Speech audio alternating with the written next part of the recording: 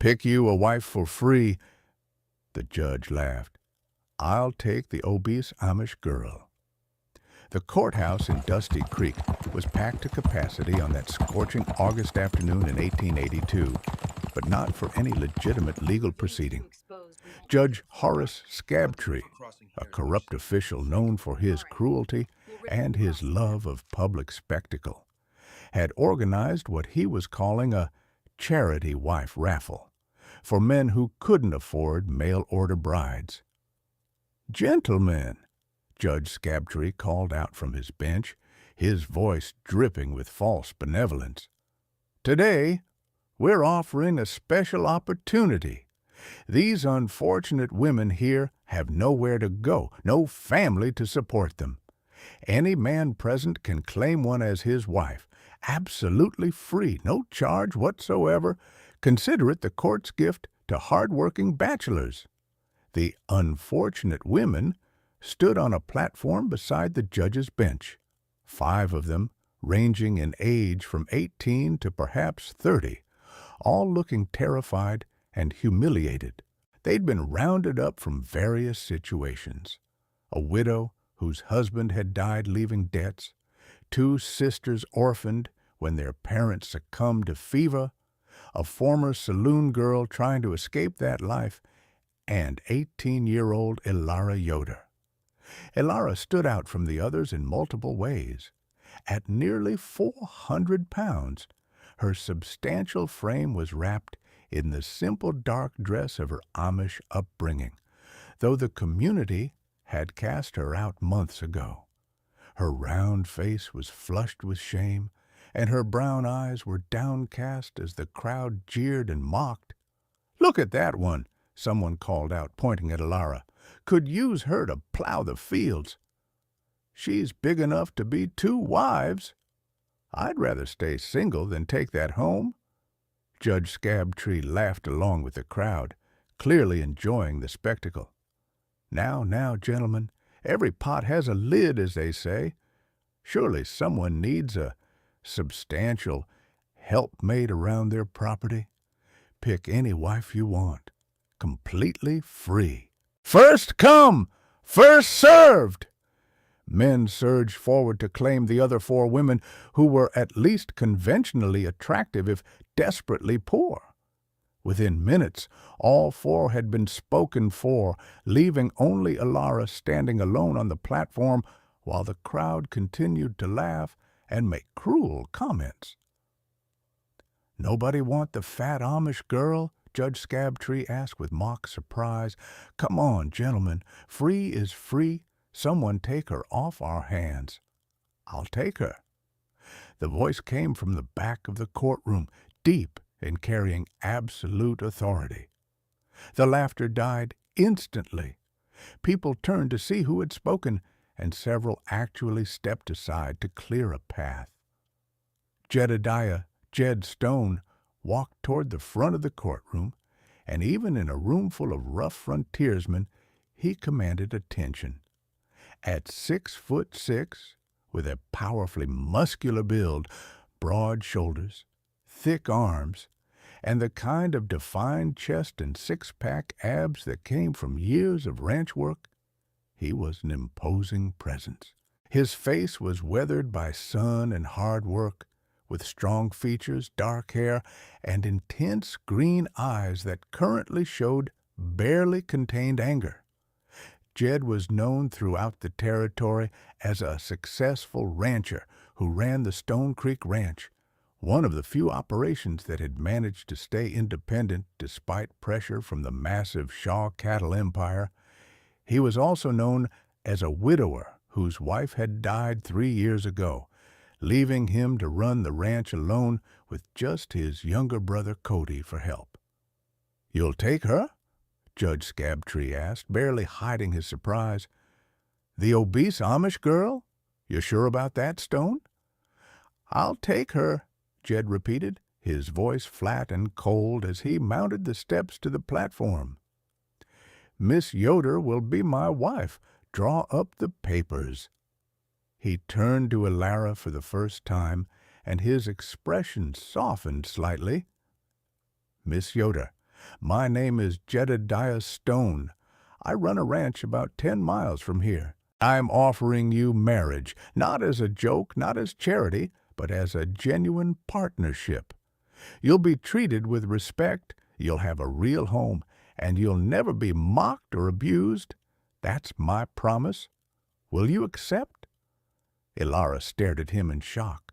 She'd expected to be left on that platform until Judge Scabtree gave up and sent her to the poorhouse or worse. She hadn't expected this. A respected rancher offering her genuine marriage, speaking to her with dignity rather than mockery. "Why?" she whispered. "Why would you want someone like me?" "Because you deserve better than this," Jed said simply, gesturing at the jeering crowd. "Because I need a partner at my ranch, and because I watched this entire degrading spectacle and realized the only way to end it was to step up. So, will you marry me?" Ilara looked at the crowd, seeing nothing but contempt and amusement. She looked at Judge Scabtree, who was clearly disappointed that his charity raffle was ending without further humiliation. Then she looked back at Jed, at this imposing stranger who was somehow treating her like a human being rather than a joke. "Yes," she said quietly, "I'll marry you." Judge Scabtree performed a perfunctory ceremony right there in the courtroom, clearly wanting to move on to other business. When he pronounced Jed and Ilara husband and wife, the crowd's reaction was mixed. Some laughter, some genuine surprise, some grudging respect for Jed's unexpected compassion. As Jed led his new wife out of the courthouse, someone called out one final cruel comment. "Good luck with that one, Stone. Hope your wagon springs can handle the weight."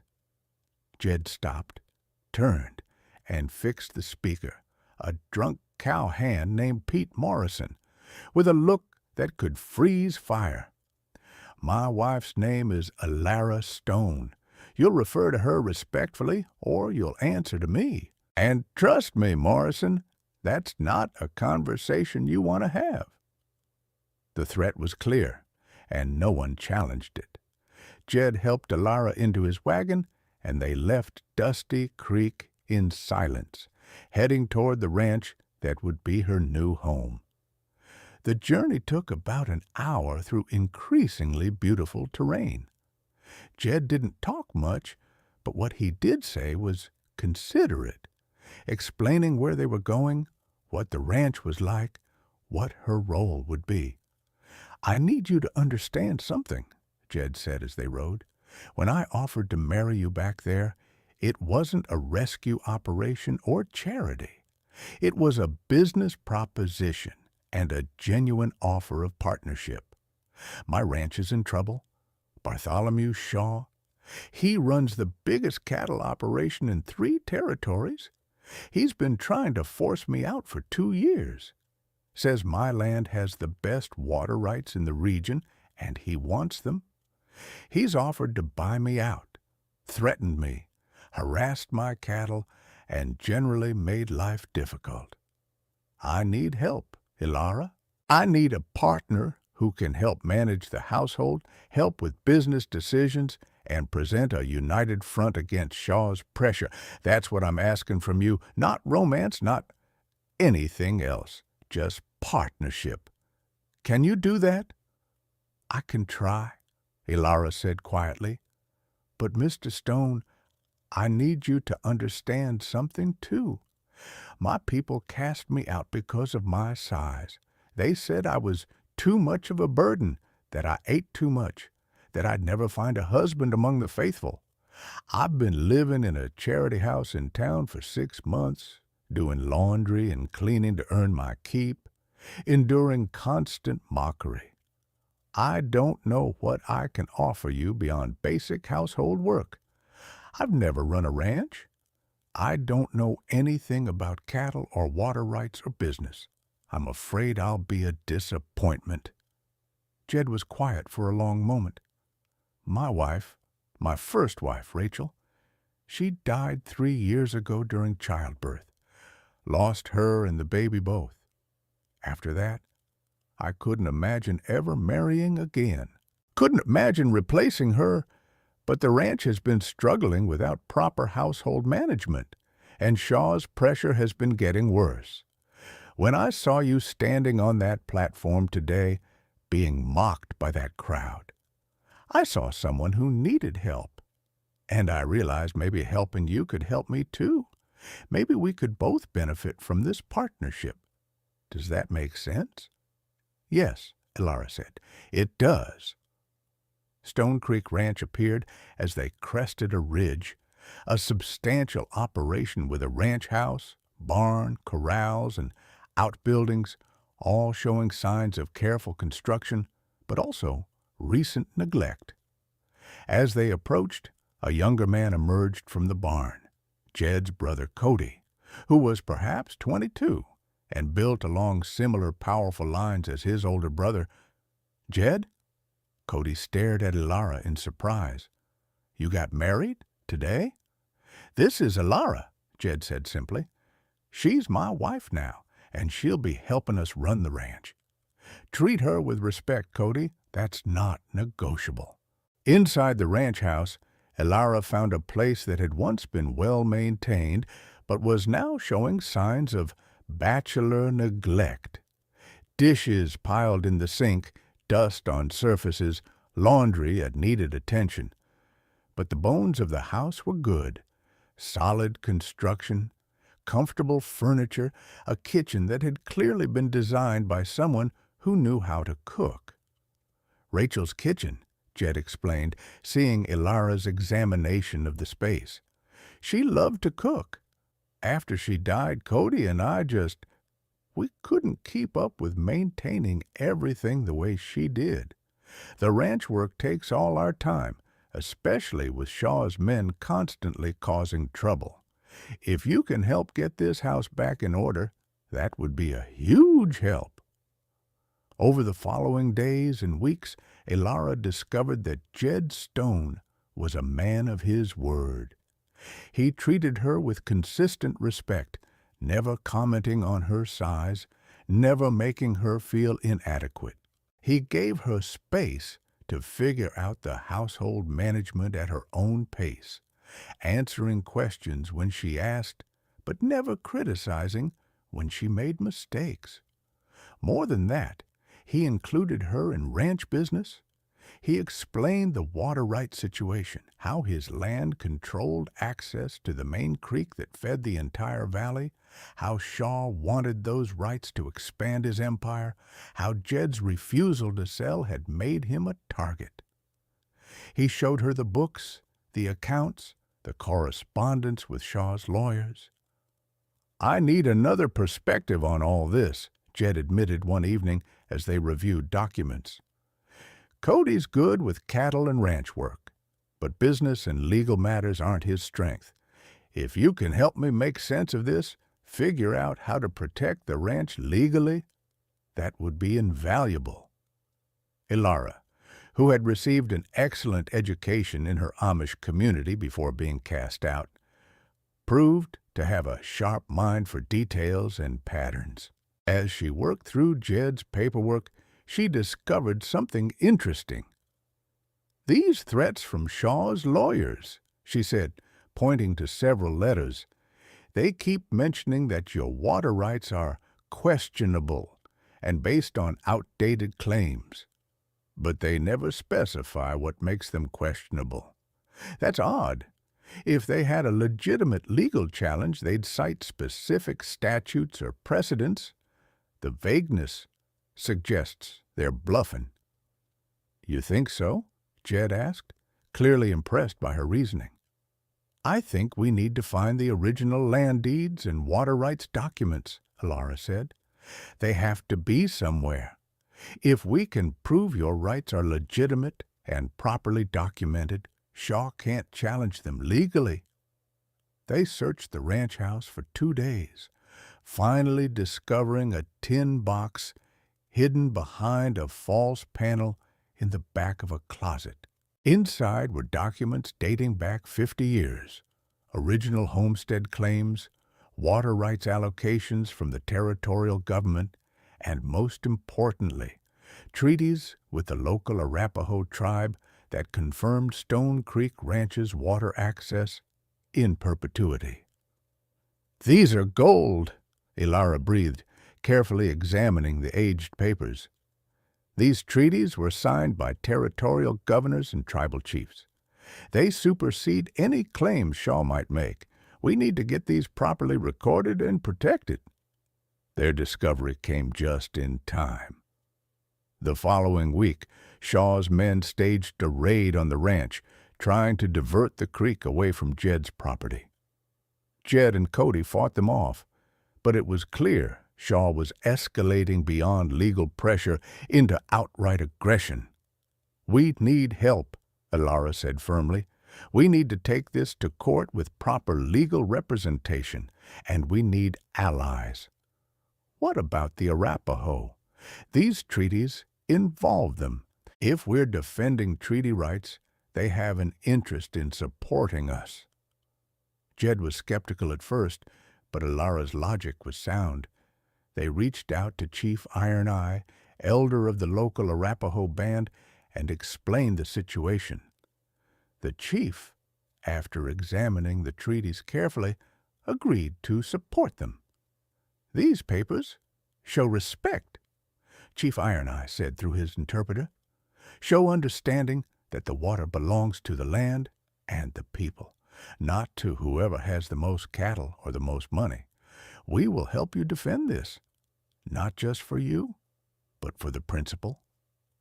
The court case that followed was the talk of the territory. Bartholomew Shaw, backed by expensive lawyers, claimed that Jed's water rights were based on outdated and questionable allocations. He argued that in the interest of economic development, the rights should be redistributed to those who could make better use of them, meaning his massive cattle empire. Jed and Ilara, represented by a young but skilled lawyer named Thomas Whitmore, presented the treaties and original deeds. But it was Ilara herself who made the most impact. When Shaw's lawyers tried to argue that the treaties were irrelevant because they were just dealing with savages, Ilara stood up in the courtroom, all 400 pounds of her, wearing a simple but dignified dress she'd sewn herself, and addressed the judge directly. "Your Honor," she said, her voice clear and strong, "these treaties were signed by territorial governors acting with the full authority of the United States government. They were negotiated in good faith with the Arapaho people, who were and are the original inhabitants of this land. To dismiss them as irrelevant is to dismiss the legitimacy of our entire system of treaty law. More than that, these documents prove that Stone Creek Ranch's water rights have been recognized and respected for 50 years. Mr. Shaw's claim that they're questionable is baseless. He wants to steal water rights he has no legitimate claim to, using his wealth and power to bully a smaller operation. This court exists to prevent exactly that kind of injustice." The courtroom fell silent.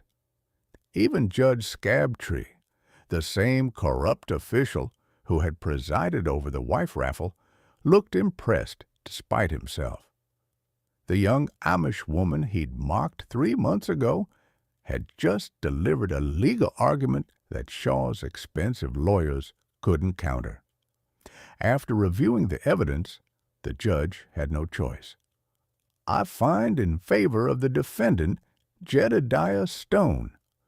The water rights for Stone Creek Ranch are legitimate, properly documented, and protected by federal treaty law. Mr. Shaw's challenge is dismissed with prejudice. Furthermore, evidence has been presented suggesting Mr. Shaw's men engaged in illegal harassment and property damage. The sheriff is directed to investigate these allegations." Case closed. The victory was complete. Shaw, faced with both legal defeat and potential criminal charges for his men's actions, backed off entirely. Stone Creek Ranch's water rights were secure, and more than that, the case set a precedent that protected other small ranchers from similar predatory tactics. As Jed and Ilara left the courthouse that day, the crowd's reaction was very different from 3 months earlier. People congratulated them, showed respect, acknowledged that the obese Amish girl had proven herself to be remarkably capable and intelligent. Even Judge Scabtree grudgingly tipped his hat as they passed. On the ride back to the ranch, Jed spoke quietly. "You saved us today. Not just the ranch, but our entire way of life. That speech you gave, it was brilliant.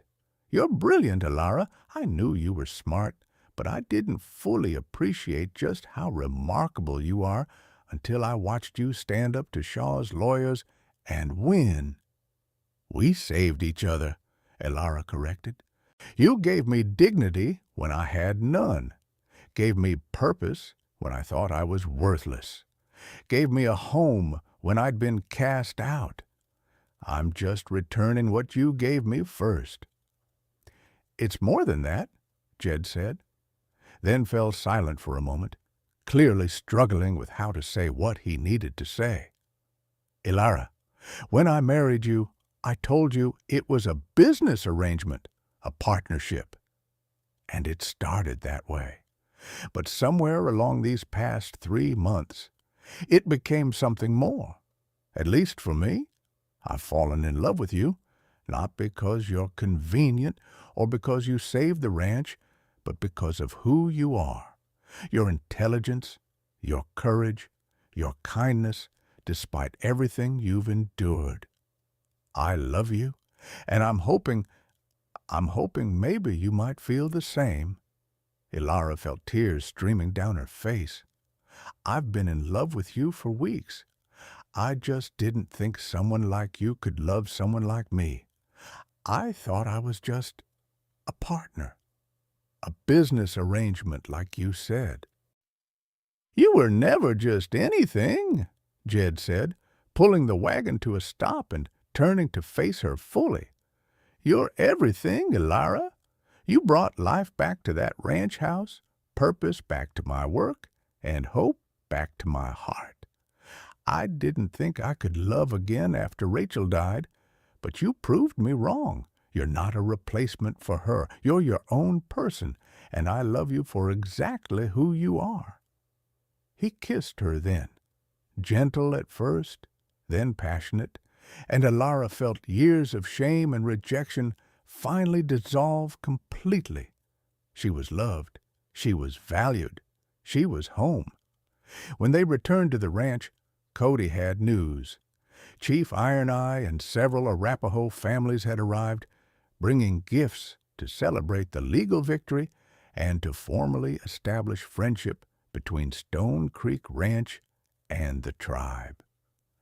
"The chief says we're family now," Cody explained. "Says anyone who honors the old treaties is friend to his people. And he brought you something, Ilara."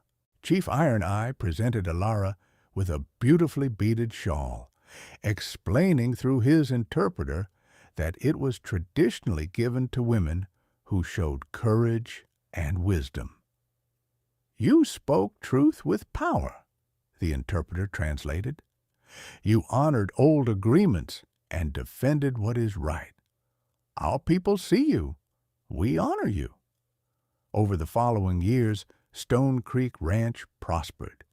Jed and Ilara's partnership, now deepened into genuine love and eventually blessed with 3 children, proved unshakable. The ranch became known throughout the territory not just for its quality cattle, but for its integrity, its respect for treaty rights, and its principled stands against predatory business practices. Ilara never lost her substantial weight. Ranch life kept her healthy and strong, but her body remained large, remained what society would call obese. And she stopped caring entirely. Out here, strength mattered more than size. Intelligence mattered more than appearance. And love was based on character, not conformity to arbitrary beauty standards. The story of Judge Scabtree's wife raffle and how it had led to this unexpected success became legend in the territory.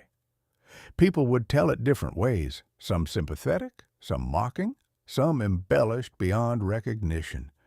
But everyone agreed on the core truth, that the obese Amish girl nobody wanted had proven to be exactly what Stone Creek Ranch needed, and that Jed Stone's decision to claim her as his wife had been not charity, but wisdom. Years later, sitting on their porch watching the sunset over land they'd successfully defended, Jed spoke quietly. "Do you remember what Judge Scabtree said? Pick any wife for free, like we were choosing livestock?" "I remember wanting to disappear," Elara said, "wanting to die rather than endure more humiliation. And I remember seeing you on that platform and thinking, that woman deserves better than this, better than these people, better than this situation, better than what the world has told her she's worth. I'm glad I trusted that instinct. You've made me happier than I ever thought possible after Rachel died. You've given me a family, a true partnership, and a love I never expected to find again." "You gave me back to myself," Elara said simply. "The Amish community told me I was too much, too big, too hungry, too much of a burden. You showed me I wasn't too much. I was exactly enough. Exactly right. Exactly what was needed. You gave me that, Jed, and I'll spend the rest of my life grateful for it." As the stars emerged in the darkening sky and the sound of their children playing inside drifted through the open windows, Jed and Elara held each other and counted their blessings.